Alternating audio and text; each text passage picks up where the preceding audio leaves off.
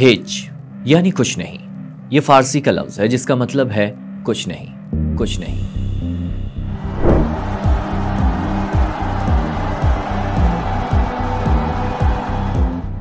ये मनाजिर 1 फरवरी 1979 के हैं। ईरान के दारुल हुकूमत तेहरान की सड़कों पर 50 लाख अफराद का मजमा है जो अपने लीडर के इस्तकबाल के लिए इकट्ठे हुए हैं। वो लीडर जो गुज़िश्ता 14 साल से जिलावतन था।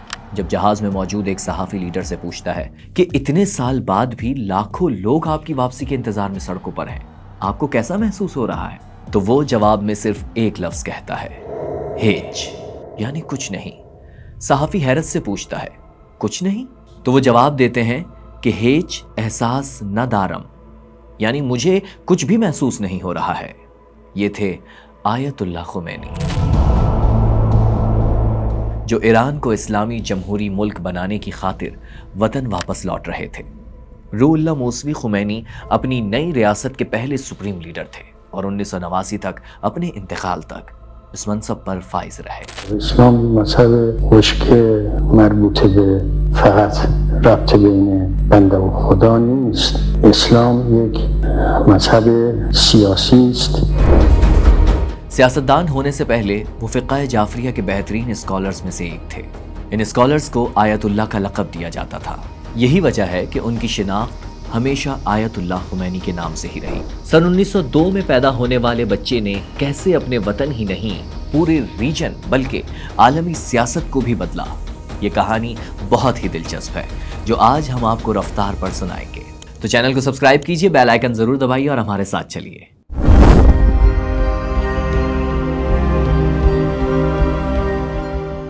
रूहुल्लाह खुमैनी शियों के 7वें इमाम मूसा काजिम की नस्ल से थे।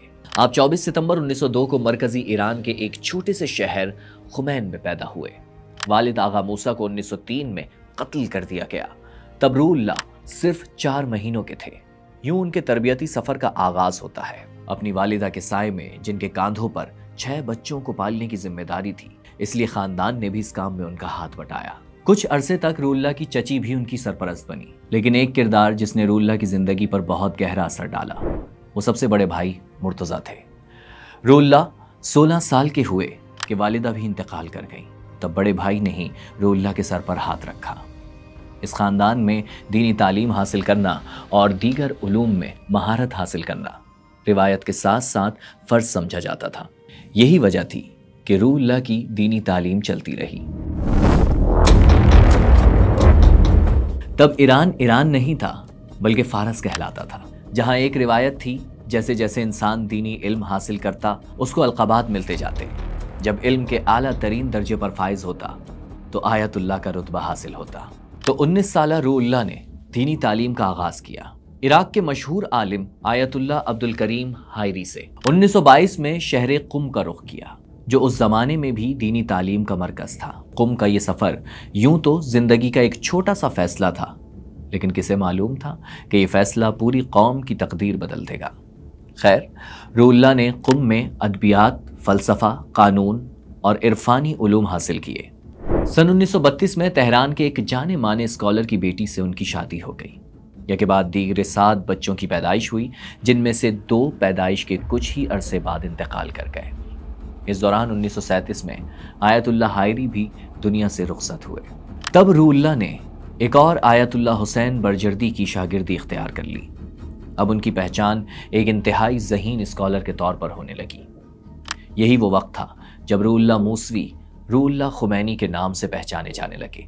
ये वो ज़माना था जब ईरान पर रज़ा शाह पहलवी की हुकूमत थी, जिनके सर पर ईरान को जदीद बनाने का जुनून सवार था।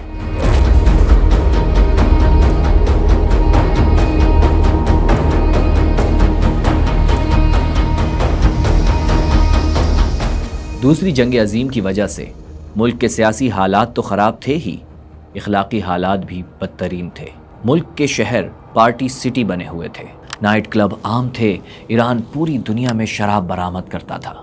फिर रज़ा शाह ने कुछ ऐसे फैसले भी किए जिनसे उलमा का इन्फ्लुएंस कम होने लगा। फिर ख़वातीन को मर्दों के बराबर मसावी हुकूक दिए गए, उन्हें वोट डालने की इजाज़त दी गई, उनके लिए यूनिवर्सिटीज़ के दरवाजे खोले गए। यही नहीं, हिजाब को बैन कर दिया गया। पुलिस को हुक्म था जो भी स्कार्फ पहने नजर आए उसका हिजाब खींच लिया जाए। अब ईरान की सड़कों पर खवातीन मगरिबी लिबास में नजर आती। तंग जीन्स, मिनी स्कर्ट्स और स्लीवलेस शर्ट्स तो आम थीं। उसके बाद इमाम खुमैनी की तहरीक कैसे खड़ी हुई ये आगे चलकर बताएंगे। उससे पहले ये जानना ज़रूरी है कि ईरान की सियासत कैसी थी और उस ज़माने में मुल्क किस तरह एक नाजुक मोड़ पर खड़ा था। जिस मुल्क को आज हम ईरान के नाम से जानते हैं वो एक लंबे अरसे तक काचार खानदान की सल्तनत था। 1908 में मुल्क में तेल निकल आया तो दुनिया की बड़ी ताकतों के मफादात ईरान से जुड़ गए। 1925 में ताकतों के पावर गेम्स के नतीजे में ईरान में इख्तिदार मिला पहलवी खानदान को। पहलवी खानदान का हुकूमत करने का खास अंदाज था। एक कड़ी सेंसरशिप और प्रोपेगेंडे के साथ कौम परस्ती, सेक्युलरिज्म और एंटी कम्युनिज्म पर जोर। उनके दौर में मजहब को बहुत दबाया गया। कई समाजी और फाइनेंशियल रिफॉर्म्स की गईं, बल्कि फौज और इंतजामी शोबों में भी ऐसा ही किया गया। मुल्क को जदीद बनाने के लिए पहलवी खानदान ने सहारा लिया जबर का, जुल्म का।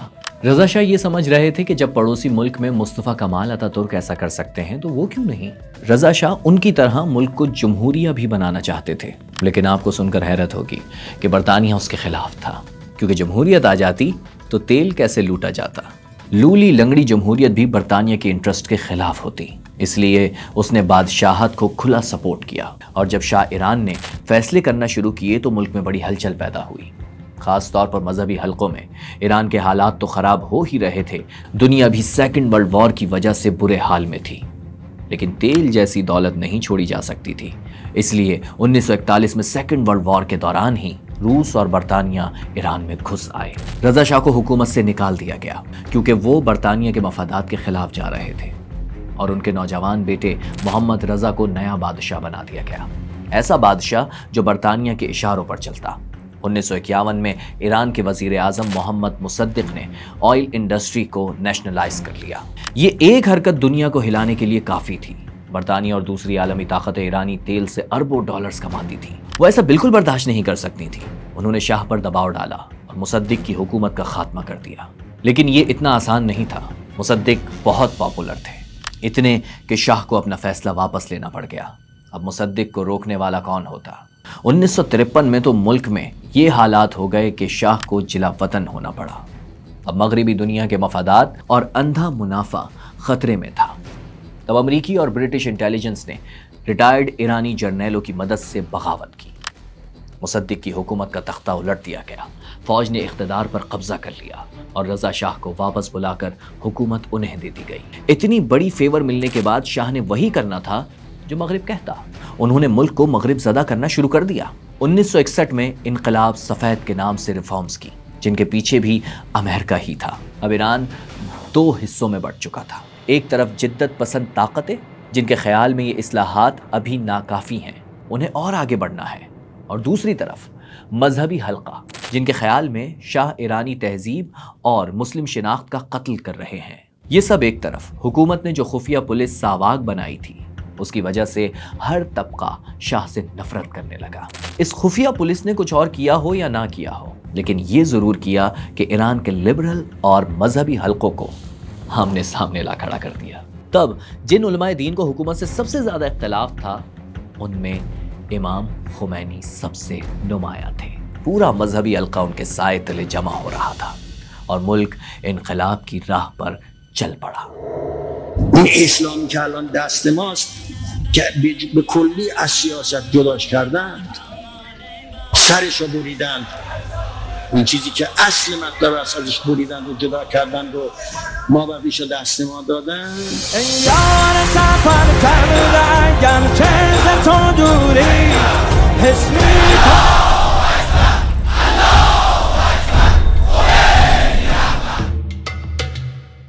जब इंसान की उम्र 60 बरस से ज्यादा हो जाती है तो वो रिटायरमेंट के बारे में सोचने लगता है। लेकिन आयतुल्लाह खुमैनी ने इस जिंदगी में जो कुछ हासिल किया था अब सब कुछ दांव पर लगाने का फैसला कर चुके थे। सोच लिया कि अगर मुल्क को शाह के आताब और अजाब से बचाना है तो सियासत में अपना किरदार निभाना होगा। ये साल 1963 था जब खुमैनी शाह मुखालिफत अपने उरूज पर पहुंची।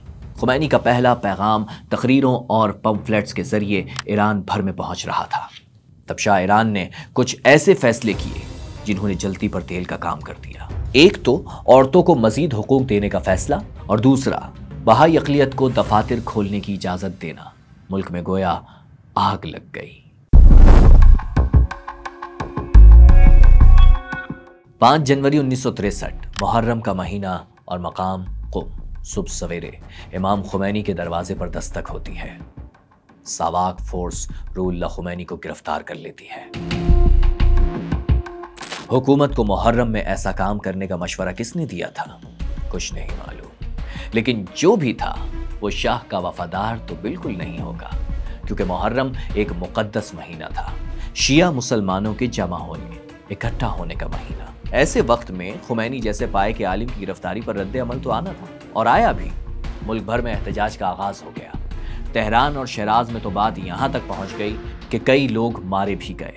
मुल्क की मजहबी इस्टेब्लिशमेंट को लगता था कि खुमैनी को कंट्रोल करना आसान होगा, क्योंकि वो बात करने की काबिलियत रखते थे, लोगों को अपनी तरफ मतवज्जा कर सकते थे। तो शाह की मुखालफत में उनसे बेहतर लीडर कोई नहीं होगा, और अपना मकसद हासिल हो जाए तो उन्हें आराम से कंट्रोल भी कर लेंगे।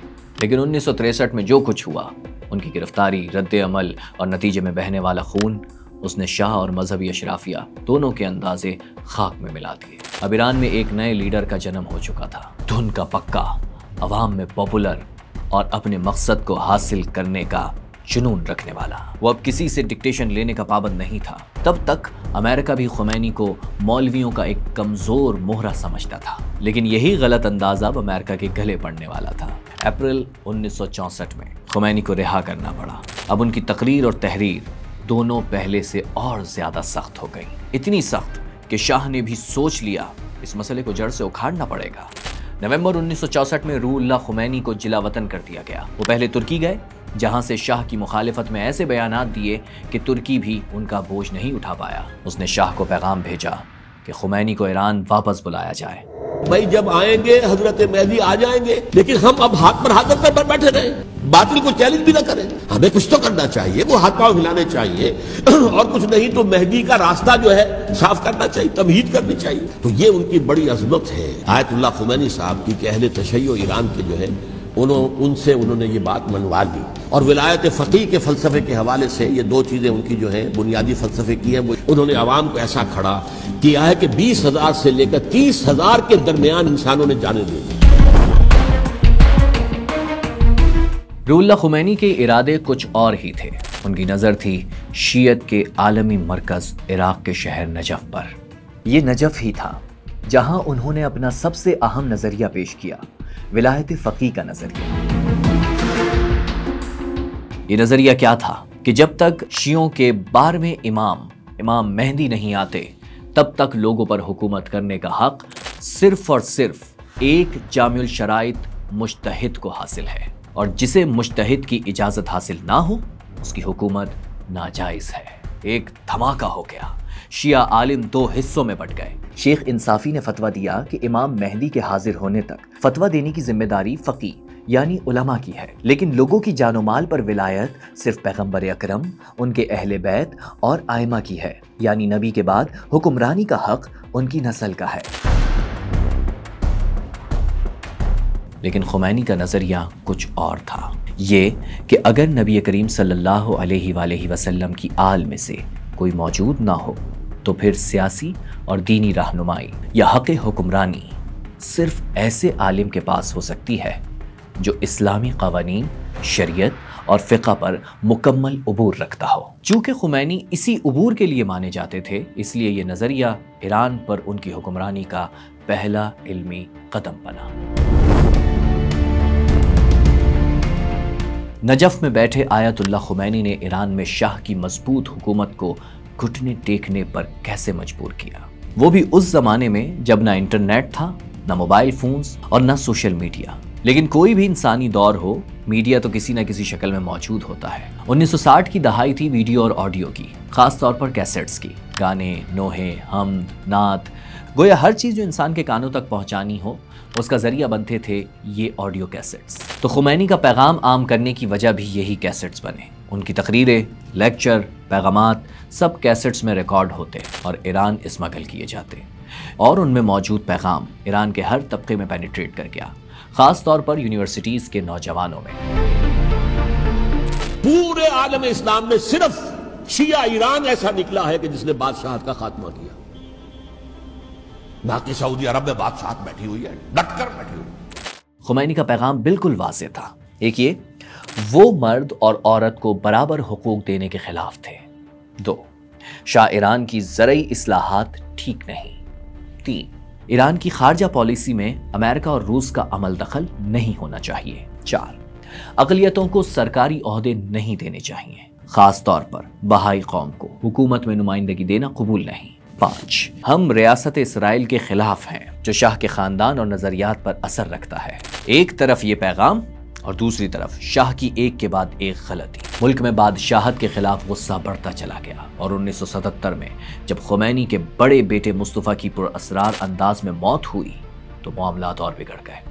मुस्तफ़ा 46 साल की उम्र में हार्ट अटैक से इंतकाल कर गए, लेकिन खुमैनी ने अपनी बेटी की मौत को कत्ल का नाम दिया और जिम्मेदार ठहराया शाह को।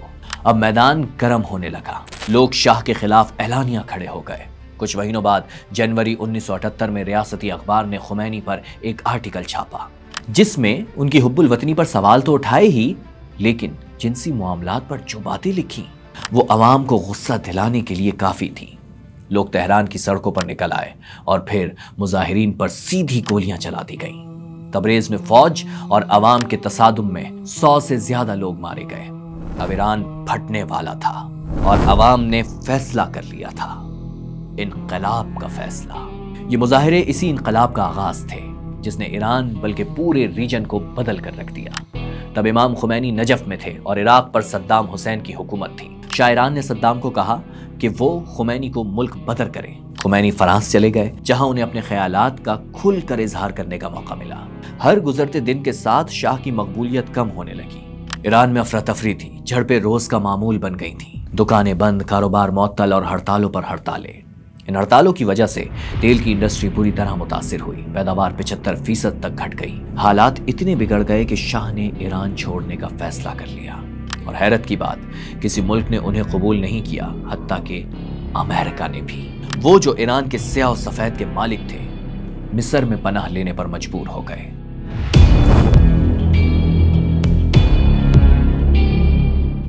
एक चार्टर्ड बोइंग 747 जहाज ने पेरिस से उड़ान भरी।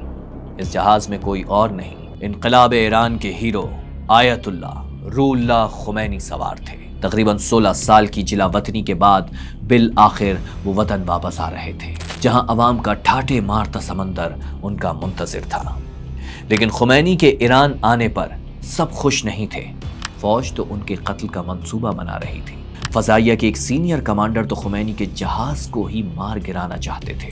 उन्होंने मिस्र में मौजूद शाह ईरान से इजाजत भी मांगी, लेकिन उन्हें कोई जवाब नहीं मिला। शाह खुद तो मुल्क में मौजूद नहीं थे, लेकिन उनकी इंतजामिया जरूर थी। वजीर आजम शाहपुर बख्तियार ने ईरान भर में कर्फ्यू लगा दिया। इमाम खुमैनी को उसकी कोई परवाह न थी। उन्होंने बस एक कागज लहराया जिस पर लिखा था, कर्फ्यू की परवाह ना करें। इस एक कागज ने तमाम बंदिश तोड़ दी और फिर उनका जहाज ईरान पहुंच ही गया। लैंड करने से पहले 3 बार तेहरान का चक्कर लगाया और फिर ईरान के मेहर आबाद एयरपोर्ट पर उतर गया। कुछ देर बाद काला इमामा और लंबा जुब्बा पहना एक झुकी कमर वाला बूढ़ा शख्स जहाज से नमूदार हुआ। उसने 16 साल बाद अपने चेहरे पर ईरान की ठंडी हवा महसूस की। उसकी एक झलक देखने के लिए हजारों लोग मौजूद थे। इतने लोग कि उन्हें पहले एक गाड़ी के जरिए ले जाने की नाकाम कोशिश की गई, लेकिन फिर हेलीकॉप्टर का इस्तेमाल करना पड़ा। अब खुमैनी ईरान के स्याह और सफेद के मालिक थे। उन्होंने मेहदी बाजार गान को नया वजीर आजम बनाया। 11 फरवरी को फौज ने ऐलान किया कि वो सियासी तौर पर गैर जानिबदार रहेगी और फौजियों को बैरकों में जाने का हुक्म दे दिया। अब ईरान की सड़कों पर इनकलाबियों का कब्जा था और फिर वही हुआ जो हर इनकलाब में होता है। सजाओं का अमल शुरू हो गया।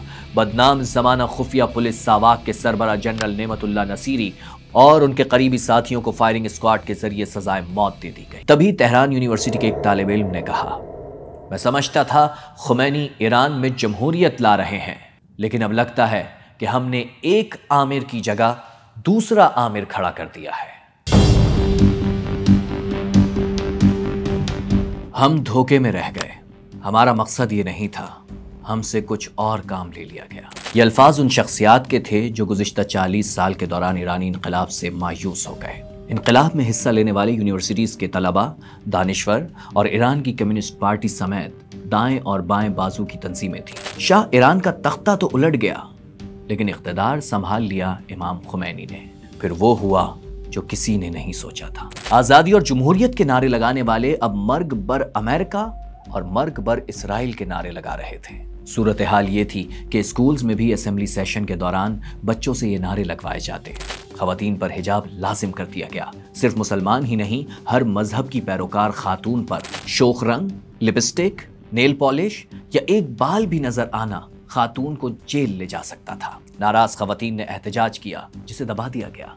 खानदानी तहफ़्फ़ुज़ का कानून कलअदम करार दे दिया गया, जिसके मुताबिक अब खातून अपनी मर्जी से खुला नहीं ले सकती थी। जब इमाम खुमैनी ने इख्तिदार संभाला तो शिया नस्ल में इजाफे की हिदायत की। 1989 में ईरान की आबादी 3 करोड़ 60 लाख थी, लेकिन खुमैनी की हिदायत के बाद इसमें तेजी से इजाफा हुआ और ये 8 करोड़ से भी ज्यादा हो गई। शायद उससे भी ज्यादा होती अगर 1980 में ईरान इराक जंग ना होती। मगरिब के साथ खराब ताल्लुकात और बैनुल अक़वामी पाबंदियों के बाइस ईरान पूरी तरह मुतासिर हुआ। मुल्क का इन्हिसार तेल की बरामदात पर था, बाकी ज्यादातर मुल्क बंजर था। लेकिन पाबंदियों के बाद वो मुआशी तौर पर भी बंजर होता गया। उसका कौमी खजाना भी खाली होने लगा, महंगाई बढ़ती गई, लोग बेरोजगार हुए और हुकूमती पॉलिसियों के खिलाफ अवाम का गुस्सा बढ़ने लगा। इन हालात का फायदा उठाया पड़ोसी मुल्क इराक ने। ईरान के अमेरिका और इसराइल से ताल्लुकात भी खराब थे। ऐसे में इराक ने अपनी ताकत मजीद बढ़ानी चाहिए, तो मगरिब ने भी भरपूर साथ दिया। इनकलाब के बाद जो हालात पैदा हुए, ईरान बहुत कमजोर होता गया। उसका फायदा उठाते हुए सद्दाम हुसैन ने 1980 में ईरान पर हमला कर दिया। ये जंग 8 साल यानी अगस्त 1988 तक चलती रही। 5 लाख से ज्यादा अफराद इस जंग में मारे गए और दोनों मुल्कों को अरबों डॉलर्स का नुकसान उठाना पड़ा, लेकिन ईरान बच गया। अब रूहुल्लाह खुमैनी की उम्र बहुत ज्यादा हो चुकी थी। उनको मैदे का कैंसर हो चुका था। 3 जून 1989 को वो 87 साल की उम्र में दुनिया से रुखसत हो गए। इंतकाल का ऐलान रेडियो तेहरान पर रोते हुए किया गया। बिस्मिल्लाहिर्रहमानिर्रहीम। इन्ना लिल्लाह व इन्ना इलैहि राजिऊन।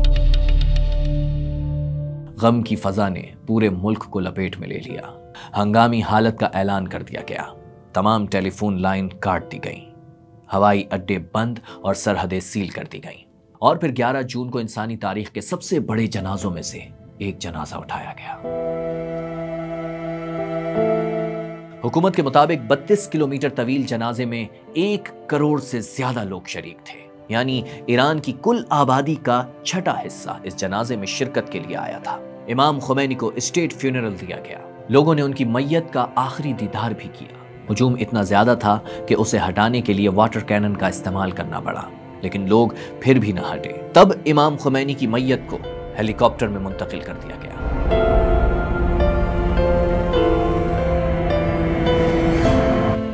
लेकिन जैसे ही हेलीकॉप्टर नीचे उतरा, हुजूम ने आगे बढ़कर इमाम खुमैनी की मैयत को अपने कब्जे में ले लिया। उनके कफन के टुकड़ों को बतौर यादगार अपने पास रखने की तगोदो शुरू हो गई।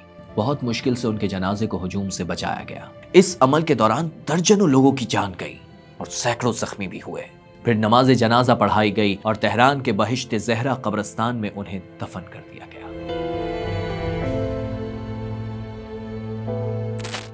इमाम खुमैनी का जज्दे खाकी तो मनो मट्टी तले दफन हो गया, लेकिन उनका पैगाम आज भी जिंदा है। इस्लाम इसलिए आया है कि दुनिया की तमाम कौमों, अरब, अजम, तुर्क, फारस, सबको एक दूसरे के साथ मुत्तहिद करते और मिल्लत इस्लामिया के नाम पर दुनिया में एक बड़ी मिल्लत कायम करते। ये सदी खुदावंद कादिर के फजल से जालिमों पर मजलूमों की और बातिल पर हक की फतह की सदी है।